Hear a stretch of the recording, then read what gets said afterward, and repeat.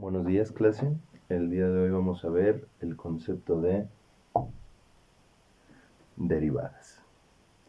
Ok.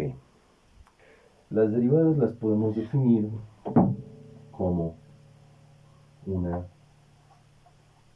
razón de cambio. Pero, en el fondo, ¿qué es una razón de cambio? Una razón de cambio no es otra cosa que me diga cuánto va a cambiar en Y por cada una que cambie en X. Recordando que mi eje Y es el vertical y mi eje X es el horizontal. Por ejemplo, digamos que tenemos una razón de 2 a 1. Eso me va a querer decir que por cada una que avance en X, en Y voy a avanzar 2. Y de forma gráfica, esto se puede ver como un punto. Y entonces, si yo avanzara otros 2 en Y, o bueno, más bien si yo avanzara otro en X, podría decir que avanzo otros 2 en Y. Entonces, cuando en X avanzo 2, en Y voy a avanzar 4. Todo esto lo puedo unir con una línea recta, y entonces esto sería como se vería gráficamente mi razón de cambio. Ahora, ¿qué es lo que buscan las derivadas? Lo que nosotros buscamos con una derivada es poder hallar la razón de cambio de cualquier función en cualquier punto. Por ejemplo, si yo quisiera saber de la función f de x igual a x más 1, ¿cuál es la razón de cambio? Pues yo solo necesitaría 2 puntos para poder comparar esa razón de cambio. Por ejemplo, el punto 1, que es cuando x vale 1, y me va a devolver 2, y cuando x vale 2, y me va a devolver un 3. Entonces, ¿qué es lo que yo sé? Que mi razón de cambio también la puedo expresar por cuánto cambia Y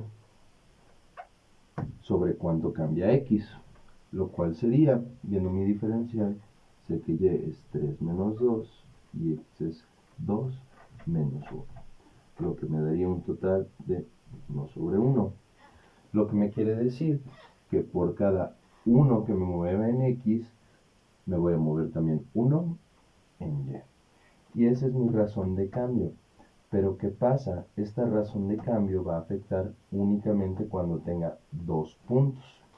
Lo que busca la derivada es buscar la rapidez con la que algo está cambiando, juntando cada vez más mi punto derecho con mi punto izquierdo, hasta que la distancia entre ambos, que puede ser el diferencial de x, tienda a 0. Eso es más o menos lo que vamos a tratar de conseguir con la derivada. Entonces, yo a mi derivada la puedo definir como, dada una función f de x, yo quiero que, dado un punto x más y un punto x más h, siendo h, recordemos la distancia que hay entre x y x más h, yo pueda hallar dos puntos, uno que sea f de x, obviamente porque pues va a ser lo que me dé si evalúo mi función, que pues esta es mi función,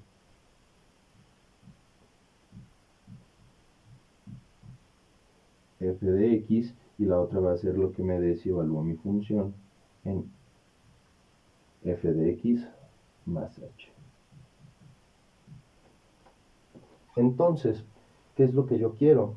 Pues yo sé que la razón de cambio de esta función, la rapidez con la que está cambiando, se puede determinar con una línea secante entre los dos puntos, ¿no? Y yo sé que la línea secante entre esos dos puntos me va a indicar cuán rápido está creciendo en ese intervalo de tiempo. Pero ahora, lo que yo quiero buscar es cuánto está creciendo en un punto en específico, la rapidez en la que está cambiando en un solo punto. Entonces, ¿qué es lo que voy a hacer yo? voy a buscar, como dije antes, que la distancia h tiende a 0. Entonces voy a sacar el límite de h cuando tiende a 0. ¿De qué? Pues de lo mismo, de mi diferencial de y sobre mi diferencial de x. Si lo reescribimos, sabemos que es el límite de h cuando tiende a 0 de, ¿quién es mi diferencial de y? Va a ser pues y1, bueno, y2 menos y1.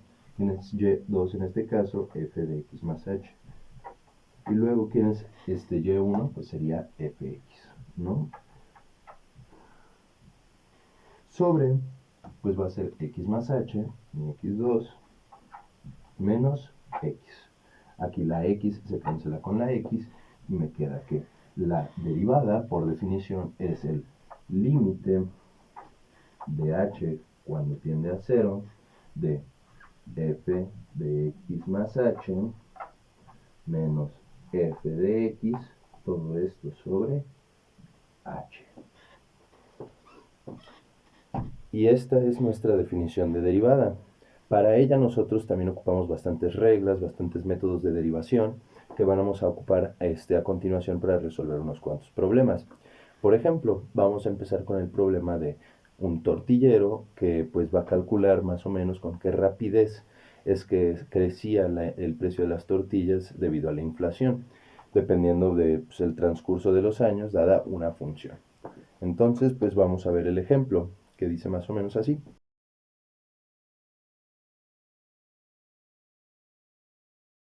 El otro día me encontraba haciendo cuentas en mi tortillería cuando pude determinar que el precio de las tortillas había crecido a razón de la función f de t es igual a t al cuadrado entre 33.2 más 5, donde t es el tiempo transcurrido medido en años y si x está evaluado en 0 se trata del año 2002.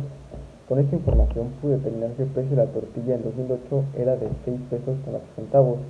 Su precio aumentó con una rapidez de 0.36, mientras que en 2014 el precio de la tortilla era de 9 pesos con 33 centavos y aumentó el precio con una rapidez de 0.72. Bueno, ya vimos la aplicación de la derivada con este tortillero que pudo así sacar con respecto a los datos que fue juntando a lo largo de los años, cuánto iba cambiando el precio de sus tortillas y con qué rapidez lo hacían, pues al transcurrir de los mismos años. Pero ahora vamos a cuestionarnos un poco acerca de dónde vienen las famosas derivadas instantáneas. Un muy buen caso que podemos tomar es f de x igual al logaritmo natural de x, el cual sabemos que por definición es igual a su derivada a 1 sobre x. Aquí la pregunta sería ¿por qué? El porqué de esta igualdad, porque es que la derivada de f de x me da 1 sobre x. Entonces vamos a partir con mi definición que di al principio, que es el límite de h cuando tiende a 0 de f evaluada en x más h.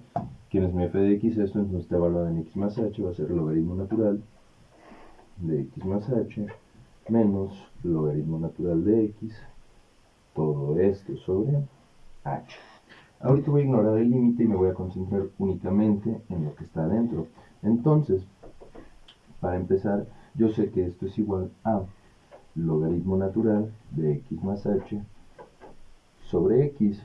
Esto utilizando leyes de los logaritmos que me dicen que si dos logaritmos se están restando, puedo expresarlos como un cociente dentro del mismo logaritmo. Puedo hacer esto gracias a que ambos logaritmos tienen las mismas bases. Y todo esto va a estar a 1 sobre h. Lo siguiente que voy a hacer es decir, bueno, vamos a hacer dos cosas. Primero con el logaritmo. Primero que nada voy a decir que este es el logaritmo natural de x sobre x me da 1 y h sobre x me da h sobre x. Entonces puedo expresar esto en forma de una fracción mixta. Y lo otro que puedo hacer es que esta h la puedo pasar como pues una multiplicación al logaritmo. Entonces, ya habiendo visto eso, puedo aplicar otra propiedad del logaritmo. Si es que si yo estoy multiplicando algo por mi logaritmo, puede pasar a ser potencia de lo que sea lo que le esté aplicando mi logaritmo. Entonces, ¿cómo me quedaría? Tendría que es logaritmo natural de 1 más h sobre x, todo esto elevado a la 1 sobre h. Ahora, yo quiero hacer que esto se parezca lo más posible a la definición de E que tenemos, que es, recordemos, 1 más 1 sobre n a la n cuando pues n tiende a infinito.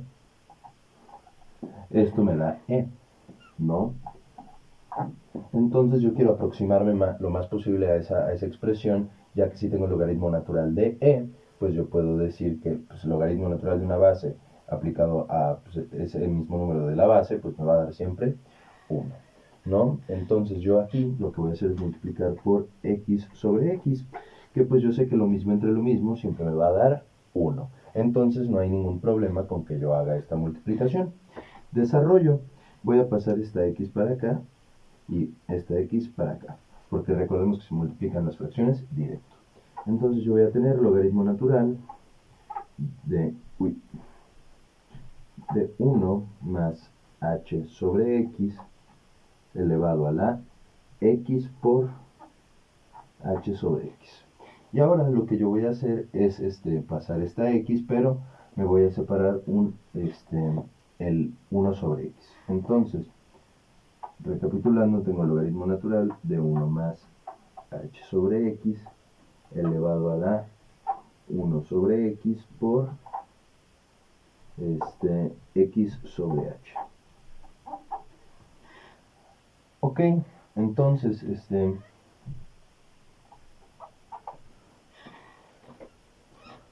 continuamos de este lado, aquí abajito. Yo sé que pues está aplicando la misma ley que yo apliqué aquí, pero a la inversa. Digo que yo apliqué aquí, pero pues a la inversa, ahora pasándolo a multiplicar, yo puedo bajar el 1 sobre x. Y me queda por logaritmo natural de 1 más h sobre x, todo esto elevado a la x sobre h. Y si nos fijamos, yo puedo reescribir esto de una forma en que esto es 1 sobre x por logaritmo natural de 1 más h sobre x elevado a la h sobre x, pero que es h sobre x no es otra cosa que 1 sobre h sobre x. Y si nos fijamos, o bueno, aquí yo hice una sustitución mal, pero no pasa nada. Vamos a expresar esto de arriba como estaba, que era x sobre h, y vamos a expresar esta otra cosa de aquí como 1 sobre x sobre h. Mucho mejor. Entonces, ahora sí, aquí me dicen, vamos a recordar que pues, todo esto está siendo aplicado por el límite de h cuando tiende a 0. A mí me están diciendo que cuando n tiende a infinito pasa esto. Aquí podemos notar que hay una dicotomía entre n y x sobre h, ya que ambas ocupan el mismo puesto en la misma figura. Entonces vamos a evaluar el límite. Cuando h tiende a 0, lo que va a pasar con x sobre h es que esta expresión va a tender a infinito. Por lo tanto, yo sé que es como si n tendiera a infinito. Por ende, yo puedo decir que lo que hay adentro de este logaritmo no es otra cosa que e. Por lo que esto es igual a 1 sobre x por logaritmo natural de e. Lo que se queda igual a 1 sobre x. Oiga, profe, yo tengo una duda, ¿por qué eso de ahí da E? Qué buena pregunta, pero ahora ¿de dónde yo es que obtengo esta propiedad? Bueno, volvamos a los tiempos de Euler y vamos a ver la historia de un banquero que pues cometió ciertos errores en su trabajo, ¿no?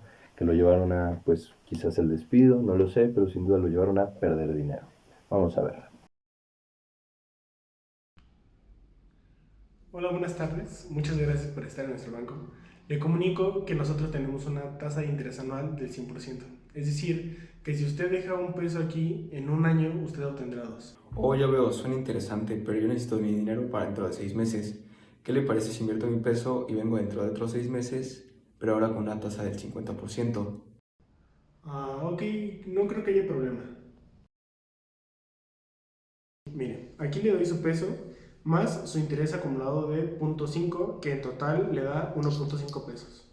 Muchas gracias, ¿sabe? Ya no necesito el dinero. ¿Cree que pueda guardarlo por otros 6 meses? Claro, sin problema. Hola, ya volví por mi dinero más mi interés acumulado. Sí, claro, mire, tenía una cantidad de 1.5 pesos más su interés acumulado de 0.75. Espere, tiene un total de 2.25 pesos. El banco está perdiendo dinero. Si usted hubiera dejado su cantidad de dinero durante un año, habría tenido un total de 2 pesos, no de 2.25. Sí, lo sé. De hecho, conforme más periodos de tiempo añada, más dinero tendré. Si lo hubiera hecho en periodos de 4 meses, o sea, 3 periodos, tendría 2 pesos con 36 centavos. Si hubieran sido 4, 2 pesos con 44 centavos. Mientras el número de periodos tienda a infinito, siendo n el número de estos periodos en la ecuación 1 más 1 entre n a la exponente de n, la expresión más se va a aproximar a e, cuando e es igual a 2.7182, que es la máxima cantidad de capital que puedo obtener sumándole el interés de la mayor cantidad de periodos. Y entonces concluimos que esta bella ecuación de aquí, el límite de n cuando tiene infinito de 1 más 1 sobre n a la n, va a tender siempre a e. Sigamos con otro ejemplo, en el cual vamos a ver cómo podríamos ver esto en una forma más geométrica, quizás se podría decir así, y cómo es que saber estas cosas podría incluso salvarnos del impacto de un meteorito. Hola, me llamo Daniel Granero Guerrero y yo trabajo en una organización que se dedica a estudiar meteoritos y se dedica a estudiar órbitas de planetas. Por cierto, qué guapo está usted, profesor. No sé a quién me recuerda, la verdad. Pero bueno, claro que nunca antes nos habíamos visto ni tenemos relación alguna el profesor y yo. Yo me dediqué a estudiar un planeta el cual tenía una órbita igual a x cuadrada sobre 125 al cuadrado más y cuadrada sobre 75 al cuadrado. Todo esto igual a 1, por lo que la órbita de mi planeta describe una bonita elipse. Perdón, aquí es 150. Un error lo comete cualquiera, hasta un astrofísico como yo. Entonces, 150, su eje mayor medía 75, recordando que pues en realidad aquí las distancias pues yo las estoy midiendo en millones de kilómetros, ¿no? En ambos ejes, y aquí tenía menos 150, y aquí tengo 75. Entonces yo tenía mi elipse, mi onda elíptica de este planeta, pero nos percatamos de que en este planeta se aproximaba un meteorito que iba a tocar únicamente un punto de nuestra órbita, o sea que iba con su trayectoria, que iba a formar una recta tangente con la órbita de este planeta, y esta iba a chocar en el punto, por el punto 75,75 medios por raíz cuadrada de 3. Entonces, yo lo que quiero saber es cuál es la trayectoria que va a estar siguiendo mi asteroide. Para eso primero voy a tener que derivar parcialmente a x de ambos lados de la ecuación para poder obtener cuál va a ser mi tangente, ¿no? Entonces 150 al cuadrado más y cuadrada sobre 75 al cuadrado, todo esto igual a 1, que también voy a derivar. Entonces vamos a empezar derivando por acá. Empezamos con este término de aquí, pues yo sé que esto va a ser 2 por x sobre 150 al cuadrado. Mismo caso por acá, que va a ser más 2y sobre 75 al cuadrado, con la única diferencia de que como y es una función dependiente de x, voy a tener que volver a multiplicar por y derivada. Todo esto me va a dar igual a 0. Ahora voy a despejar mi ecuación de este lado. Todo esto va a pasar restando y voy a tener que 2y sobre 75 al cuadrado por y derivada es igual a menos 2x sobre 150 al cuadrado. A partir de aquí voy a despejar mi y' diciendo que, bueno, pasa dividiendo y va a pasar multiplicando. Entonces esto va a ser igual a menos 2x por 75 al cuadrado. Todo esto sobre 2y que multiplica 150 al cuadrado. Aquí este 2 se va a ir con este 2 y lo que yo voy a obtener es que 75 al cuadrado y 150 al cuadrado ambos tienen un término 2 de común denominador. Entonces lo que yo voy a hacer es decir que esto es menos igual a x por 75 al cuadrado. Todo esto sobre y por 150 al cuadrado, que no es otra cosa que 75 al cuadrado por 2 al cuadrado. Esto se va a cancelar con esto y me va a quedar que mi y' es igual a menos x sobre 4y.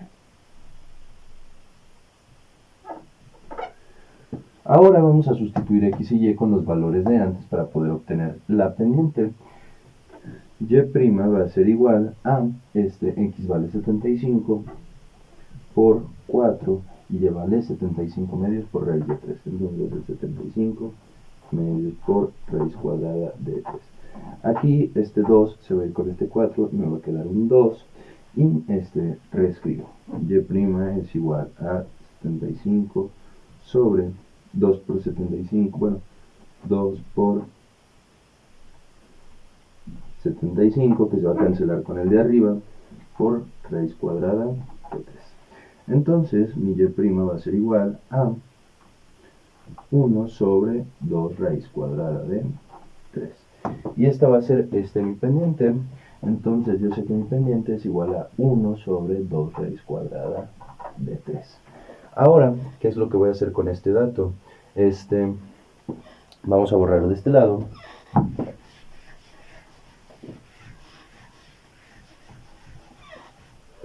Y yo sé que entonces voy a tener mi función a la recta tangente del asteroide que va a pasar por mi elipse, que va a ser igual a y igual a 1 sobre 2 raíz de 3 por x más b. Pero aquí no nos interesa despejar a b, por lo que vamos a volver a usar el mismo punto. Vamos a utilizar que y es igual a 75 medios por raíz cuadrada de 3 igual a esta cosa, 1 medio de raíz cuadrada de 3 por x, que no es otra cosa que 75 más b. Entonces realizamos esta multiplicación y la pasamos restando del otro lado, ¿no? Entonces, yo voy a pasar restando esto y voy a tener que 75 medios por raíz cuadrada de 3 menos 75 sobre 2 raíz cuadrada de 3 es igual a b. Entonces b va a ser igual a ¿cuánto? Aquí mínimo común denominador va a ser 2 raíz cuadrada de 3. 2 raíz cuadrada de 3. 2 raíz cuadrada, bueno, 2 raíz cuadrada de 3 entre 2 va a ser raíz cuadrada de 3. Entonces voy a tener 75 por raíz cuadrada de 3. Y pues aquí realmente pues no hace falta mucho, ¿no? Y esto está multiplicando a esta otra raíz cuadrada de 3, por lo que pues esto se va a eventualmente hacer un 3. Todo esto menos 75. Y entonces, simplificando, esto me va a quedar que es 75 por 3, lo que es igual a 225 menos 75. Todo esto sobre 2 raíz cuadrada de 3, que no es otra cosa que decir 225 menos 75 es 150 entre 2 me da igual a 75. Todo esto sobre raíz cuadrada de 3. Entonces yo sé que la ecuación de la línea tangente que va a pasar por la órbita, o bueno, la que va a describir, la ecuación que va a describir la trayectoria de mi meteorito, no va a ser otra que 1 sobre 2 raíz cuadrada de 3 x más 75 sobre raíz cuadrada de 3. Todo esto y igual.